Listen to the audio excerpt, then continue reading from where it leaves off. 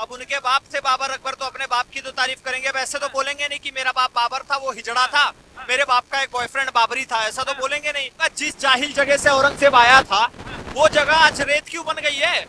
अपने नाप का पजामा आज तक उस जगह पे भी नहीं सिल पाए और तुम यहाँ के भी नहीं सिल पाए। इतना ही देश की जीडीपी अच्छी हो जाती है मुगल के आने से, तो भैया तुम जिस समरकंद से आए थे वो भीख क्यों मांग रहा है? जिस उज्बेकिस्तान से तुम आए थे वो भीख क्यों मांग रहा है? वो रुसिया के टुकड़ों पे क्यों पल रहा है? थोड़ा सा इंतजार कर दीजिए। बाबर, औरंगजेब, अकबर, ये जितने भी मुगल की मजार बनी हुई है ना, ये मुगल की मजार पे आपको कुत्ते मुतते हुए नजर आएंगे। दिल्ली जला दी और कहते हैं कितने साल तक नालंदा विश्वविद्यालय का धुआं उड़ता है। गोविंद सिंह साहिब जी को क्यों नहीं बोला गया? क्यों इतिहास में नहीं पढ़ाया गया? क्यों एक पिक्चर आती है चार साहिबजादे, तब हमें पता चलता है कि बाबा अजीत सिंह, बाबा जोरावर सिंह, बाबा जुझार सिंह और बाबा फतेह सिंह कौन थे? औरंगजेब के समय में नहीं, उसके बाप दादा यहाँ पैसा लेकर के नहीं आए थे। यहाँ पे जो पैसा था उसको लूटने के लिए आए थे। पार्टी के नेता अबू आजमी ने कहा है कि औरंगजेब महान थे, इस पर आपकी क्या राय? देखो सर, अब कोई बेटा जो होगा वो अपने बाप की तारीफ तो करेगा ही। अब उनके बाप थे बाबर अकबर, तो अपने बाप की तो तारीफ करेंगे, वैसे तो बोलेंगे नहीं कि मेरा बाप बाबर था, वो हिजड़ा था, मेरे बाप का एक बॉयफ्रेंड बाबरी था, ऐसा तो बोलेंगे नहीं। मेरा बाप बाबरी के साथ बिस्तर में लेटता था, ये सब तो बताएंगे नहीं ना। अब जो उनका बाप बाबर है तो उसकी तारीफ तो करेंगे ही, और वही चीज इनके अंदर दिख रही है। अब ये सोच रहे हैं कि मैं ऐसा बोल के 2-4% जो जाहिल वोटर है उनको खुश कर लूंगा, लेकिन वहाँ की जनता इनको लात मार के भगा रही है। अबू आजमी जी चुनाव लड़े, क्यों हार गए भैया? हार गए ना। तुम्हारा मकसद है कि भैया मैं ऐसे बयानबाजी करके जीत जाऊंगा, लेकिन तुम फिर भी नहीं जीत पा रहे हो और उसके बावजूद भी नहीं समझ पा रहे। लेकिन औरंगजेब को लेके उन्होंने ये भी कहा है कि भाई देखिए, जब औरंगजेब का समय था तब ये देश जो है भारत, ये अखंड भारत था जो आरएसएस कल्पना करती है, और कहाँ पे जीडीपी थी भारत की? सर तो मैं ये पूछना चाहूंगा, जिस जाहिल जगह से औरंगजेब आया था वो जगह आज रेत क्यों बन गई है? अपने नाप का पजामा आज तक उस जगह पे भी नहीं सिल पाए और तुम यहाँ के भी नहीं सिल पाए। तो भैया जब तुम पजामा बनाना नहीं सीख पाए तो तुम चले थे महल बनाने और इंफ्रास्ट्रक्चर डेवलप करने। मतलब कुछ भी बोलना है, साला जगह हमारी, जमीन हमारी, पैसा हमारा, यहाँ के लोग हमारे, जो बनाने वाले लेबर थे वो हमारे, सब कुछ तो हमारे ही थे। तुमने क्या कर दिया? वहां से बस 4 गधे उठा कर ले आए, हमारी बहन बेटियों की इज्जत लूटी, यही काम किया औरंगजेब ने, और कुछ नहीं बनवाया। नफरत है अगर मुगलों से तो हिस्ट्री से हटा देना चाहिए, इतिहास से हटा देना चाहिए। बस उसकी शुरुआत शुरू कर दी। आपके मुंह में घी शक्कर जिस दिन हट जाएगा उस दिन मैं इतना बड़ा बीकानेर का मिठाई का डब्बा लेके आऊंगा, आपको भी खिलाऊंगा। बस उसका इंतजार करिए। एनसीईआरटी की किताबों से मुगलवाद हटना शुरू हो चुका है। छत्रपति शिवाजी, इसके पहले आपने छावा जैसी मूवी कभी देखी थी?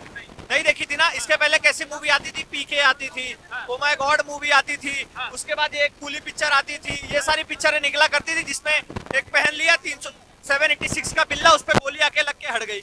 अब ऐसी पिक्चरें आपको देखने नहीं मिलेगी। छावा मूवी को लेके ही कहा जा रहा है, कई नेता है कांग्रेस के, समाजवादी पार्टी के, वो ये कह रहे हैं कि जो मूवी है छावा आई है ये इतिहास को झूठा दिखा रही है, जो इतिहास था ही नहीं उसको दिखाया जा रहा है। देखो सर, ये छावा मूवी अधूरी है वो मैं भी मानता हूँ, क्योंकि भैया छावा मूवी में तुमने बहुत सारी कमियां छोड़ी है।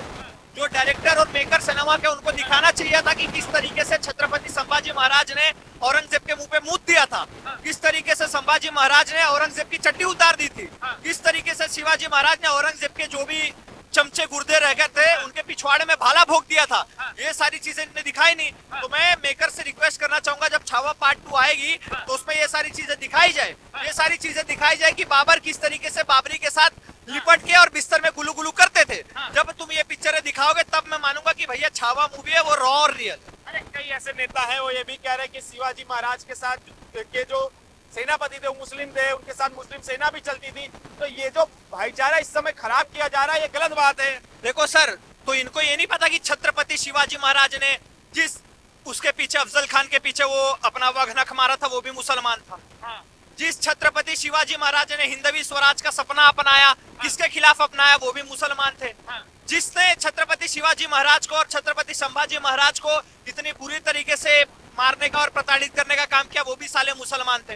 ये सारी चीजें भी तो आप देखो ना। अब ऐसे देखने जाओगे तो भैया हमारे अब्दुल कलाम जी भी मुसलमान थे, लेकिन फर्क उनमें इतना है कि भैया वो सारे लोग एक आसमानी किताब पढ़ते हैं और हमारे जो मुसलमान थे जो ये बोल रहे थे छत्रपति शिवाजी के महाराज के साथ रहते थे, वो भैया हनुमान चालीसा पढ़ते थे, वो गीता पढ़ते थे, तो उनको ज्ञान था, उन्होंने सच का साथ दिया।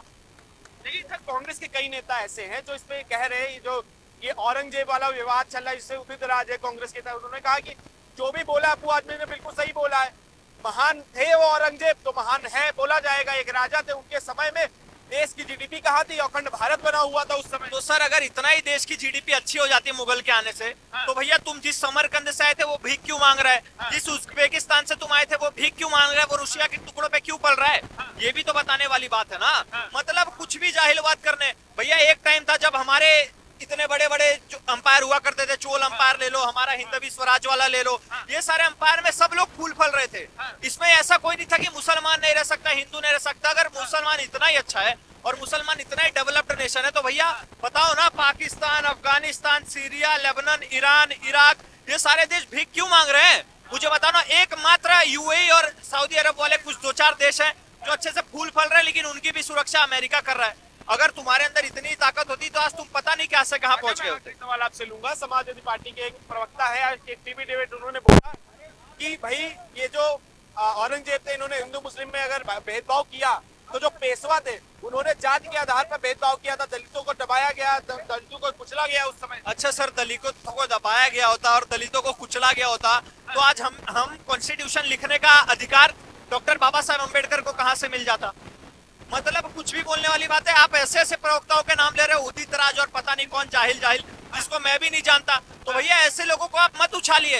ये सारे लोग आज बयान देंगे, दूसरे दिन थप्पड़ जूते खाएंगे और उसके बाद वापस बैठ जाएंगे अपने कार्यालय में। इनको सीरियस लेना, जब भारत की जनता इनको सीरियस नहीं ले रही, जब भिवंडी की जनता ही अबू आजमी को सीरियस नहीं ली, हरा दिया चुनाव, तो आप क्यों सीरियस ले रहे हो? अबू आजमी ने माफी मांग ली है और इस पे जो बोला उन्होंने औरंगजेब महान थे, इस पर देशद्रोह का एफआईआर दर्ज कराने की बात चल रही है, वहाँ पे विधानसभा में बात चल रही, ये कहाँ तक सही है? देखो सर, अभी प्रधानमंत्री कौन है? नरेंद्र मोदी। आप थोड़ा सा इंतजार कीजिए, जब योगी आदित्यनाथ प्रधानमंत्री बनेगा ना, तो औरंगजेब, बाबर, अकबर जितने लोग कब्र में सोए हुए ना, मैं आपको डंके की चोट पे बोलता हूँ, वो लोग भी कब्र से बाहर निकल के हमारे राम मंदिर में जाके मत्था टेकेंगे, राम भगवान से माफी मांगेंगे। उसके बाद जो हमारी योगी सरकार है, हिंदू की सरकार, उनसे भी माफी मांगेंगे कि भैया हमने भारत में आकर अपने विश्व पूरे सबसे बड़ी गलती कर दी अपने जीवन। महाराष्ट्र में औरंगजेब की मजार बनी हुई है, उसको तोड़वा दिया जाए। फिर थोड़ा सा इंतजार कर दीजिए। बाबर, औरंगजेब, अकबर, ये जितने भी मुगल की मजार बनी हुई है ना, ये मुगल की मजार पे आपको कुत्ते मुतते हुए नजर आएंगे। ये मुगल की मजार पे हो सकता है कल को शौचालय बना, हम जैसे लोग जाके हगे वहां पर। तो थोड़ा सा इंतजार कर दिए, आपको ये भी दिन देखने को मिलेगा। दिल्ली में इतने फेमस रोडे बनी है, Akbar road, Babar road, Aurangzeb road, ये सब बनी हुई है। अकबर रोड, बाबर रोड पे अपन उनके नाम पे मुतते हुए वीडियो नहीं देख ली? पत्रकार महोदय देख ली ना? तो बस मुस्तफा कार्रवाई जिन्होंने की उस पर कार्रवाई भी होते हुए देखी। मुस्तफाबाद आपने शिव विहार बदलते हुए नाम देख लिया, नजफगढ़ की नाहरगढ़ नाम बदलने वाले आपने वो देख लिया। तो बस जब आप परिवर्तन देख रहे हैं, फिर क्यों आप आगे बंद करके बैठे हैं? कल वही यमुना जी थी जिसमें पता नहीं कितने सारे गंदगी बहा करती थी, आज वही यमुना जी है जिसमें यमुना आरती हो रही है। तो बदलाव हो रहा है। पत्रकार महोदय, 27 साल का जो कैंसर था वो 27 दिन में ठीक नहीं होता। गोविंद सिंह साहिब जी को क्यों नहीं बोला गया? क्यों इतिहास में नहीं पढ़ा गया? क्यों एक पिक्चर आती है चार साहिबजादे, तब हमें पता चलता है कि बाबा अजीत सिंह, बाबा जोरावर सिंह, बाबा जुझार सिंह और बाबा फतेह सिंह कौन थे?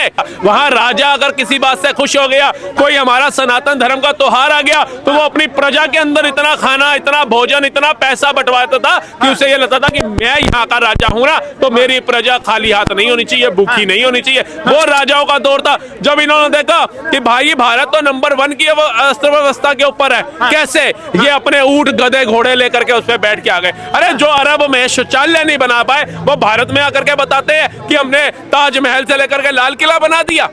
अब बताइए, अगर लाल किला मुगलों ने बनाया होता, हरा किला होता, वो लाल रंग से इनको प्रेम कहा था, भगवा से इनको प्रेम कहा था, केसरिया से इनको प्रेम कहा था, ये भी तो बताइए।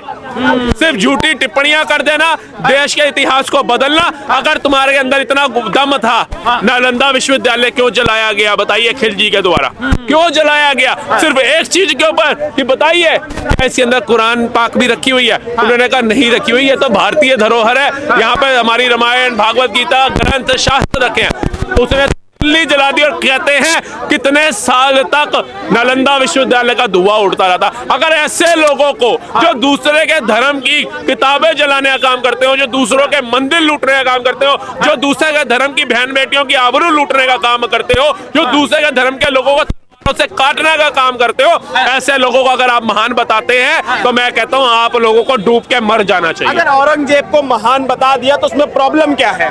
तो फिर हमारे गुरु गोविंद सिंह साहिब जी को क्यों नहीं बोला गया, क्यों इतिहास में नहीं पढ़ाया गया? क्यों एक पिक्चर आती है 4 साहिबजादे, तब हमें पता चलता है कि बाबा अजीत सिंह, बाबा जोरावर सिंह, बाबा जुझार सिंह और बाबा फतेह सिंह कौन थे, क्या योगदान था सनातन बचाने के लिए छोटे छोटे साहिबजादों का। मतलब मूवीज बनेंगी तब हमारे को हमारा इतिहास बताया जाएगा। छावा मूवी आएगी तो हमें पता चलेगा संभाजी महाराज का क्या योगदान था, छत्रपति शिवाजी कौन थे, उनके मतलब प्रिय मित्र जो कवि जिन्होंने इतना अच्छा मतलब उनका साथ निभाया था इस सनातन बचाने में, उनका क्या योगदान था।